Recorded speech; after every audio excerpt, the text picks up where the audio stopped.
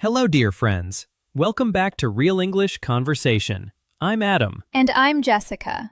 Today we're going to explore a very important part of English, how to agree and disagree naturally in conversations. That's right.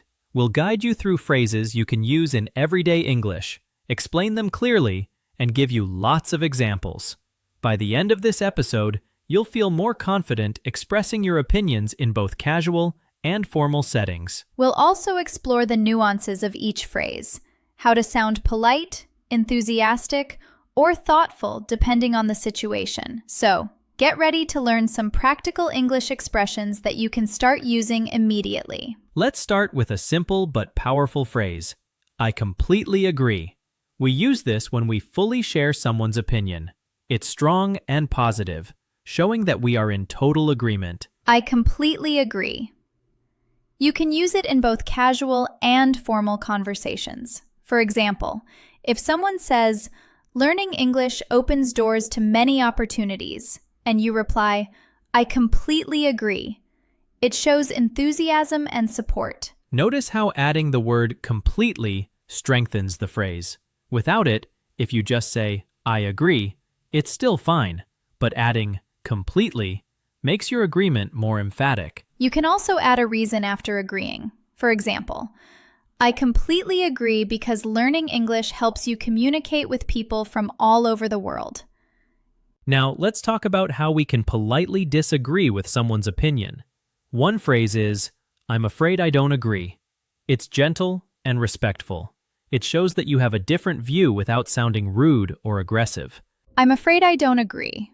This is perfect for formal discussions or debates. For example, if someone says, I think online learning is not effective, you could respond, I'm afraid I don't agree. Many people find online courses very helpful, especially for improving specific skills. The key here is the softening phrase, I'm afraid.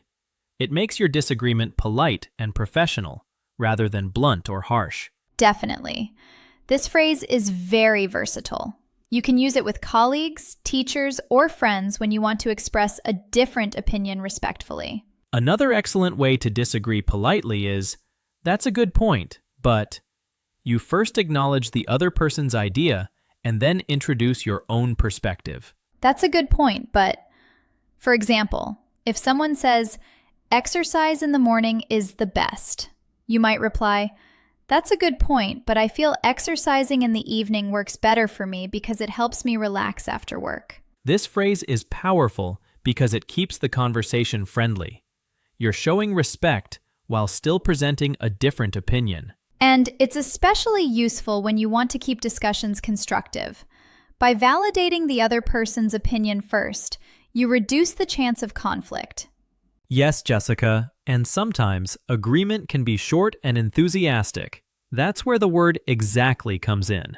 It's perfect for showing strong alignment with someone's idea in a friendly way. Exactly. For instance, if someone says, reading every day improves your vocabulary, replying with, exactly, shows that you fully support their idea. You can also combine exactly with an explanation, like, exactly. I've noticed that reading even 15 minutes a day can make a big difference over time.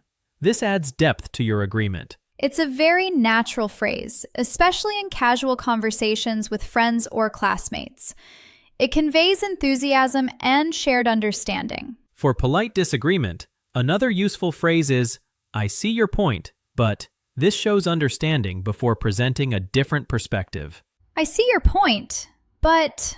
For example, if someone says, fast food is convenient for everyone, you could reply, I see your point, but I think cooking at home is healthier and more satisfying. Using this phrase shows that you're listening carefully and considering the other person's opinion. It makes disagreements sound constructive rather than confrontational. Yes. It's particularly helpful in discussions or debates, where you want to show that you respect others' perspectives while still contributing your own ideas. And another strong agreement phrase is absolutely. It's slightly more formal than exactly, but it's very confident and clear. Absolutely.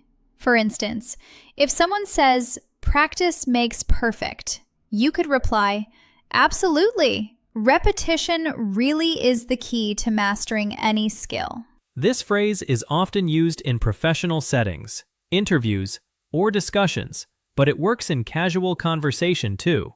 It signals certainty and support. It's also effective when you want to show that you are fully on board with an idea and can add extra explanation to strengthen your agreement. Here's another way to disagree politely. You have a point, but it's similar to that's a good point, but slightly less formal, making it useful in everyday conversations. You have a point, but, for example, if someone says, watching TV is a good way to relax, you could reply, you have a point, but I find that reading a book is more relaxing for me personally. This phrase works well because it balances acknowledgement and disagreement. You're showing respect while still sharing your opinion. It's perfect for discussions with friends, classmates, or coworkers where you want to maintain a friendly tone without simply saying no. Today, we've explored phrases for both agreement and disagreement, from strong expressions like I completely agree and absolutely, to polite phrases like I'm afraid I don't agree and I see your point, but... Using these phrases thoughtfully can make your English conversations much smoother, more natural, and more respectful. They help you share opinions confidently while keeping discussions positive. Pay attention to the tone and context when choosing which phrase to use. Strong agreement shows enthusiasm, while polite disagreement maintains respect and encourages meaningful dialogue. Over time, incorporating these expressions into your daily conversations will make your English sound much more fluent and natural. That's all for today's episode on agreeing and disagreeing in English. Remember, understanding these phrases and their nuances will help you communicate more effectively and confidently. Don't forget to subscribe to the Real English Conversation podcast so you never miss an episode filled with practical English tips. See you next time, and keep speaking English with confidence.